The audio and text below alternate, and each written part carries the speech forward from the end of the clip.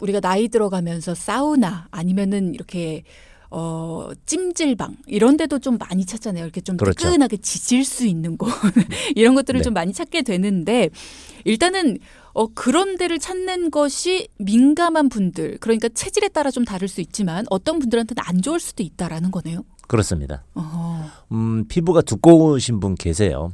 테스트도 굉장히 쉽습니다. 이제 볼살이나 네. 배 살을 이렇게 집었을 때 두껍게 잡히는 사람이 있고 얇게 잡히는 사람이 있습니다.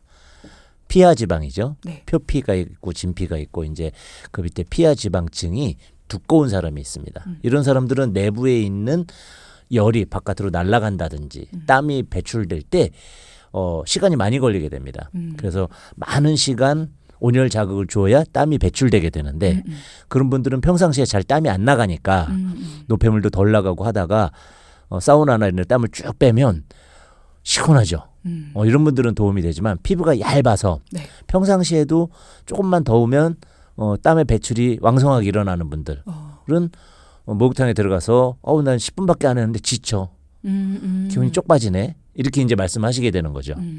땀은 땀만 나가는 것이 아니고 기도 방출하기 때문에 원기 손상이 됩니다. 그래서 배출에 많은 에너지를 사용하기 때문인데 그런 체질별로 이제 다른 목욕법을 사용하시는 것이 좋습니다. 그렇군요. 자, 오늘 이야기 들으시면서 나는 피곤하거나 뭔가 좀 몸이 어딘가가 조금 아프다 싶을 때면 항상 목욕을 간다 습관처럼 뭐 이런 분들도 오늘 잘 들어보시면 좋을 것 같습니다. 자, 때를 미는 거 우리나라 사람들이 참 좋아합니다. 그렇죠. 네. 요거 괜찮은 건가요? 의학적으로는 좋지 않습니다. 그래요. 안 하는 것이 좋죠.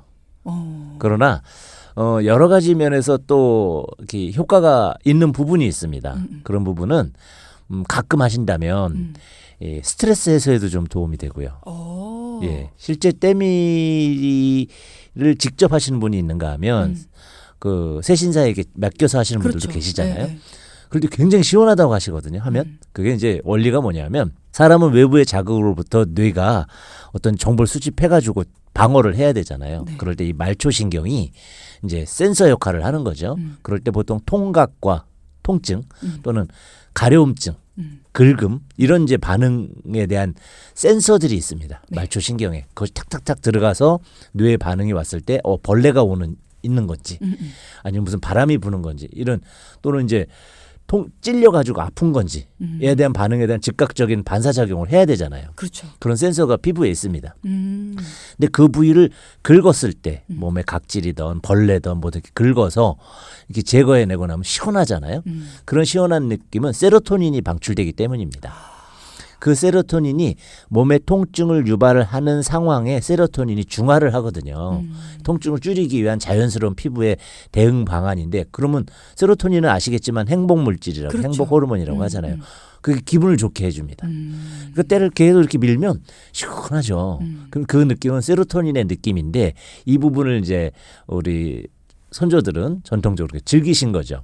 그런데 이제 하다 보면 너무 세게 미는 경우, 우리가 빨개지는 경우 이제 그 진피층까지 벗겨지거나 피가 나거나 이럴 수 있지 않습니까? 진피층까지는 림프관이라든지 혈관 이런 것들이 바짝 몰려들어 있기 때문에 그렇게 출혈을 유발하고 그런 것이 가장 대표적으로 안 좋은 때밀이 방법이죠. 때라고 부르는. 그렇죠. 그럼 그거는 뭔가요? 각질인가요? 각질입니다. 때의 대부분은 각질입니다.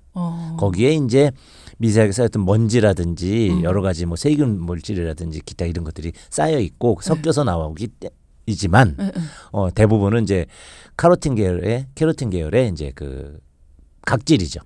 각질층은 피부의 가장 위를 형성하는 그렇죠. 부위인데 네. 대략 한 20층에서 25층 정도 됩니다. 높네요. 예, 얇은 것이 이제 깔려 있는 비늘처럼 깔려 있죠.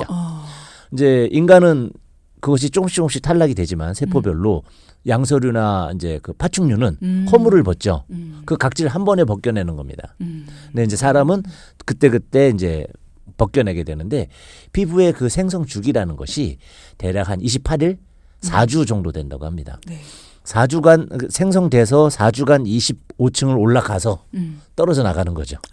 그 기간 동안 많은 기능을 수행하고 떨어져 나가는 자연스러운 구조이기 때문에 자연스럽게 각질이 오래 있어 주었을 때 25층을 형성해 주면 수분을 보호한다든지 외부의 어떤 세균이나 바이러스의 침투를 막는다든지 이런 다양한 이제 기능을 수행하고 떨어지는 것인데 그걸 강제적으로 벗겨내서 20층을 싹 벗겨내면 그때 진피층이 나오고 피가 나죠.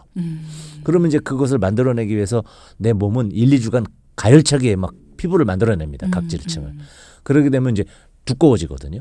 그래서 오히려 그걸 자라나는 과정에서 더 가렵다고 느끼거나 당연히 이제 쓰리거나 한 통증도 유발되겠는데 그런 부작용이 따르게 됩니다. 그러면 각질을 벗겨내는 일부러 각질을 좀 없애는 스크럽 같은 것들도 나오잖아요. 최근에 보면 네. 그런 것들도 그러면 건강이나 우리 피부를 위해서는 좋지 않은 건가요? 그렇죠. 당연히 안 좋습니다. 실제 보기에는 좀 보기 안 좋죠. 각질이. 미용적인 측면에서 그리고 또 이제 그 미용 산업이라는 것이 약간 네. 충동성 이제 그런 구매를 유발하게 됩니다. 각질이 당연히 없는 게 좋은 것처럼 보이지만 아까도 말씀드렸지만 살짝 비듬이 있고 살짝 때가 있는 게 정상인 거거든요. 방어하는 각질을 완전히 벗겨내고 싶지만 저희가 미백도 너무 하잖아요. 그런 것처럼 스크럽도 그런 작용이 있기 때문에 아주 두껍다면 벗겨내지만 이제 오히려 그 좀 보습을 통해서 이렇게 해주는 것이 더 좋다. 벗겨내지 않고 그런 것이 각질층을 오래 유지할 수 있는 방법이기 때문에 더 추천되고 있습니다. 제일 중요한 기능이 각질층의 중요한 기능은 수분입니다. 그렇구나. 그래서 표피의 수분을 유지하는 것은 각질이 하는 것이기 때문에 각질을 일찍 떼어내면 안 됩니다. 그러면 간혹 가다가 새신사분들이 얼굴도 이렇게 밀어주실 때가 있거든요. 그건 정말 거부해야겠네요. 그렇습니다. 사실 얼굴 같은 경우에는 이제 모낭충들이 삽니다. 전 세계인이 다 갖고 있습니다. 모낭충은 큰 뭐 무서운 벌레가 아니고요. 누구나 다 있죠. 신생아에만 없고 다 갖고 있습니다. 주로 인간에겐 2가지의 모낭충이 사는데 대부분 얼굴에 살고 있고요. 근데 그 얼굴이 뭐 특별한 기능을 갖지 않고요. 뭐 몸에 큰 영향을 주지도 않습니다. 그냥 아침에 세수하죠. 비누칠 한번 가볍게 그러면 대부분 확 줄어들고 또 살짝 늘었다가 확 줄어들고 반복하는 그런 모낭충이 있는데 이제 그런 것들 때문에 걱정하시는 분들도 많이 계시잖아요. 뭐 다양한 부분에 이제 그런 요소들이 있는데 다 걱정하실 거 없습니다.